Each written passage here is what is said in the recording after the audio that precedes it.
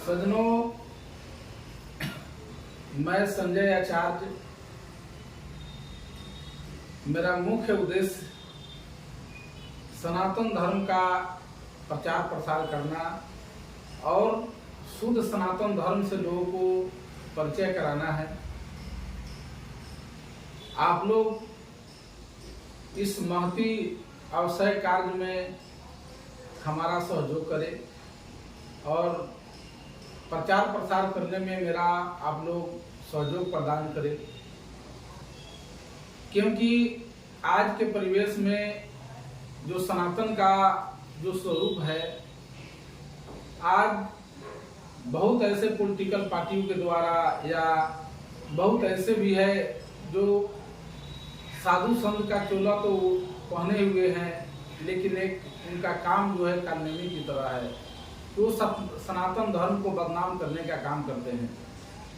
कोई जात पात के नाम पर, कोई धर्म के नाम पर, कोई मजहब के नाम पर, कोई किसी के नाम पर, कोई ऊंच नीच के नाम पर अलग अलग इस सनातन संस्कृति को बांटने में लगे हुए हैं। तो हम लोग जानते हैं कि सनातन क्या है, क्योंकि आज के डेट में सनातन का जो वास्तविक स्वरूप है यह लुप्त होते जा रहा है। आप जिन धारणाओं को मानते हैं वह धारणाएं सनातन नहीं है। आप देखेंगे कि दुनिया के अंदर में जितने धर्म मजहब है, जैसे ईसाईयत है उसको रिलीजियन बोलते हैं। रिलीजियस का मतलब होता है भरोसा, विश्वास। ये भरोसा कभी टूट भी सकता है। उसी तरह से इस्लाम के अंदर में भी है, उसी तरह से जो है दुनिया के अनेक धर्म हैं जिसके अंदर में है। मैं किसी का बुराई नहीं करना चाहता हूं, लेकिन सनातन एक ऐसा वर्ड है, सनातन एक ऐसा शब्द है जिसका मतलब ही होता है नेवर एंडिंग, जिसका अंत नहीं हो, वो हमेशा रहे, हमेशा मौजूद रहे। भले उसके अंदर में ह्रास हो जाती है, वह कम हो जाता है, लेकिन वह समाप्त नहीं होता है, वो अनंत है और सबों के हृदयों में रमन करता है। उसको हम सनातन बोलते हैं। लेकिन आज की जो हमारी पीढ़ी है इन चीजों से भूलते जा रहा है। आज तरह तरह का जितना भी धर्म के नाम पर पाखंड फैलाते हैं उसको भी हम सनातन से जोड़ करके देखते हैं। ऐसी नहीं है। इस भारतवर्ष के अंदर में बड़े बड़े महापुरुष, साधु महात्मा, ऋषि मनीषी लोग हुए जिन्होंने इस सनातन धर्म के पताका को ऊंचाई तक पहुंचाने का काम किया। सज्जनों, एक दो शब्द इसके प्रसंग में मैं कहना चाहता हूं। हम लोगों को भी काफी गर्व होता है जब विवेकानंद भारत से अमेरिका में गए हुए थे। उन्होंने धर्म संसद अधिवेशन में भाग लिया और इस सनातन धर्म की महिमा को उन्होंने बखूबी अमेरिका के धर्म संसद अधिवेशन में रखा और उससे काफी हमारी जो है पहचान भी बढ़ी और हमारे धर्म को जानने के लिए उनको मौका भी मिला। उसके बाद में रामतीर्थ से लेकर प्रभुपाद से लेकर अनेक संत महात्माओं ने और ऋषि मनीषियों ने भारत से जाकर अन्य देशों में इस सनातन धर्म का प्रचार प्रसार किया। लेकिन इसमें इन लोगों ने थोड़ी सी गलती कहां कर दी कि हमारे अंदर जो सनातन धर्म की जो संस्कृति है, हमारा सनातन जो धर्म है विश्व के सभी धर्मों में श्रेष्ठ है, क्योंकि सनातन से ही सभी धर्म जो है उभरे हुए हैं। सनातन धर्म एक जड़ है, पेड़ है, और दुनिया के जितने भी धर्म हैं इसके टहनी है, इसके पत्ते हैं। लेकिन विवेकानंद जी अमेरिका में गए, वहां पर सब कुछ तो उन्होंने ठीक कहा, लेकिन उन्होंने कहा ईसा मसीह के बारे में भी उन्होंने जाकर कहा।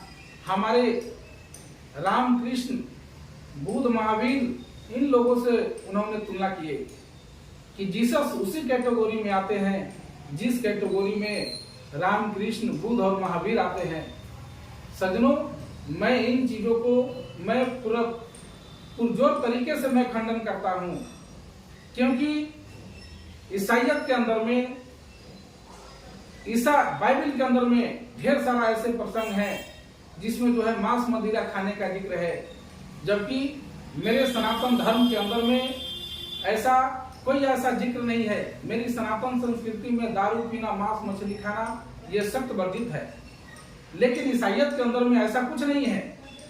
एक जीसस मांस भी खाते थे, दारू भी पीते थे, और इनकी तुलना हमारे ऋषि मनीषियों से और हमारे भगवान से करना ये कतई ये शोभा नहीं देता। अपने मान बढ़ाई के लिए यदि विवेकानंद जाकर कहते हैं कि उसी कैटेगरी में जीसस आते हैं जिस कैटेगरी में भगवान श्री कृष्ण है, जिस कैटेगरी में भगवान राम है, जिस कैटेगरी में भगवान बुद्ध है, जिस कैटेगरी में भगवान महावीर है, नहीं, हम इन चीजों को कभी स्वीकार नहीं कर सकते हैं।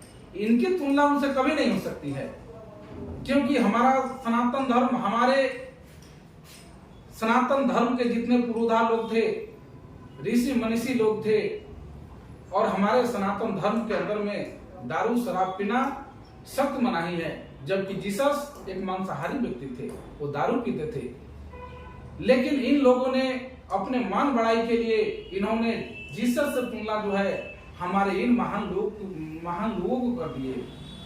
वैसे ही यहाँ से रामतीर्थ से लेकर प्रभुपाद तक जितने भी लोग गए, सब लोगों ने बोला कि पश्चिम में जाकर बोला कि उसी कैटेगरी में आपका जीसस भी आते हैं जिस कैटेगरी में हमारे रामकृष्ण, बुद्ध और महावीर आते हैं। लेकिन सज्जनों, ये बात मैं पूरा जोर तरीके से मैं कहना चाहता हूँ, उस कैटेगरी में जीसस कभी नहीं आते हैं जिस कैटेगरी में हमारे जो ये महान लोग, जो हमारे महापुरुष लोग, जो भगवान लोग मेरे, और जो हमारे मनीषी लोग जिस कैटेगरी में आते हैं। क्योंकि आप जानते हैं कि यह भारतवर्ष, आर्यावर्त की भूमि, यह सनातन धर्म का जो उद्भव हुआ है, सनातन धर्म का जो प्रकटीकरण हुआ है, सनातन धर्म का जो प्रचार हुआ है, इस सनातन धर्म का जो प्रचार प्रसार हुआ इस संसार के अंदर में, जो अपने ज्ञान से ओत-प्रोत किया, यह भारत से ही हुआ है। लेकिन एक ऐसी समय था कि हम भारत हमारा देश जो है सोने की चिड़िया थी। एक समय थे कि आज बाहर का लोग हमें एक दूसरे नजर से देखते थे, सोने की चिड़िया के रूप में देखते थे।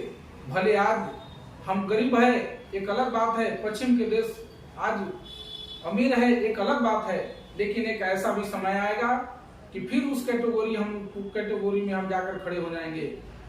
लेकिन हम पहले अनादि काल से लेकर आज तक हमारे अंदर में जो अध्यात्म की जो शक्ति है, मेरे पास में अध्यात्म का जो हमारे अंदर जो खजाना है, ज्ञान का जो खजाना है, हमने इस संसार को उपदेश देने का काम किया। इसीलिए तो संसार का जितना भी देश है भारत को तीर्थ मानती है और यहाँ को मिट्टी को उठाकर अपने माथे पर लगाती है। लेकिन इन सब बातों को समझने की जरूरत है, क्योंकि अन्य धर्मों में जितने भी महापुरुष लोग हैं, हम ये नहीं कहते हैं कि ये लोग खराब थे, चाहे ये लोग बुरे थे, ये लोग भी महान हैं, ये लोग भी धर्म का प्रचार करते हैं, अच्छी बात है। लेकिन हमारे इन महापुरुषों से, इन भगवानों से राम की तुलना यदि जीसस से करने लगे, भगवान श्री कृष्ण की तुलना यदि जीसस से करने लगे, और बुद्ध की तुलना, भगवान बुद्ध की तुलना हम जीसस से करने लगे, महावीर की तुलना यदि हम जीसस से करने लगे, बाबा नानक की तुलना हम जीसस से करने लगे, तो फिर ये मेरा जो है ज्ञान कहाँ रह जाएगा? क्योंकि मेरा धर्म, मेरा सनातन धर्म इन बातों को कभी स्वीकार नहीं करता है। तो हम चाहते हैं समाज के अंदर में जो जातीय भेदभाव है, जो द्वेष है समाज के अंदर में, इन सभी को हटाकर हम चाहते हैं कि ये हमारा समाज सनातन धर्म के शुद्ध संस्कृति को जाने, सनातन धर्म के विशुद्ध स्वरूप को जाने। एक बार जब उस सनातन को आप समझ लेते हैं, दुनिया के अंदर में शेष आपको कुछ समझने की जरूरत नहीं रह जाती है, क्योंकि सनातन ही सब कुछ है। उसको आपको समझने की जरूरत है। उसको लोग जो है तरह तरह के पखंड में बांटकर उसका स्वरूप को विकृत कर दिया है। आप जितने दैनिक जीवन में अपना क्रियाकलाप करते हैं उसको भी आप सनातन से ही जोड़ते हैं। ऐसा नहीं है। सनातन एक विशुद्ध रूप है। इसलिए महाभारत के अंदर में एक प्रसंग आती है, जब धर्मराज से यक्ष जब प्रश्न पूछते हैं कि धर्मस्य किम लक्षणम, तो धर्मराज कहते हैं कि तर्को प्रतिष्ठा श्रुतियो विभिन्ना न एको मुनिस्य मतम न भिन्नम धर्मस्य तत्वं निहितम गुह्याम महाजन्मेन गतः सपंथा। धर्मराज कहते हैं कि हे यक्ष, तर्को प्रतिष्ठा, तर्क की जो कोई सीमा नहीं है। तर्को प्रतिष्ठा श्रुतियो विभिन्ना, श्रुति मीन्स वेद होता है, वेद एक नहीं है, अनेक है। तर्को प्रतिष्ठा श्रुतियो विभिन्ना न एको मुनिस्य मतम न भिन्नम। जितने भी साधु संत है, जितने ऋषि मनीषी लोग हैं, सबके मत में कुछ न कुछ अंतर है। तर्को प्रतिष्ठा श्रुतियो विभिन्ना न एको मुनिस्य मतम न भिन्नम धर्मस्य तत्वम। धर्म का जो तत्व है निहितम गुह्याम महाजनो येन गतः सपंथा। जिस रास्ते से महान पुरुष लोग गए, जिस आध्यात्मिक ज्ञान को जाने, वही रास्ता है, वही सनातन धर्म है। उस धर्म को हमें जानने की जरूरत है। तो सज्जनों, मैं इतना ही बात कहकर मैं अपने वाणी को मैं विराम देता हूँ।